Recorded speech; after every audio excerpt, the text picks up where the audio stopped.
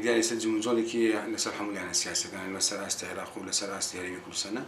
بوی پیوستیان زنی سرای تبعیض آزادیش کن بیگمان تبعیض آزادیش وقت هزینه که اپوزیسیون نگورپانی سیاسی هم هرمی کردستان و دو عراق شخوی راگیندوا بوی پیوستیان زنی که املاک که اپوزیسیون هم لسر گورپانی عراق و هرمی کردستان نزدیکی کن هبی آلگوری فکر و بودشون بکن ایمش میان باش بو نکاتی که آلوزی لناوچکه هی العراقیه پیوندی هریم عراق و آلوزی کتیه پیوسته که لنا اپوزیسیون شخوان پروژه بن خان رؤیه بن بو چارەسەری ئەو باردۆخایە بۆ ئێمڕۆ شاندێک هاتبوون نووسنگەی تاری حکمە لە سلێمانی بۆ لای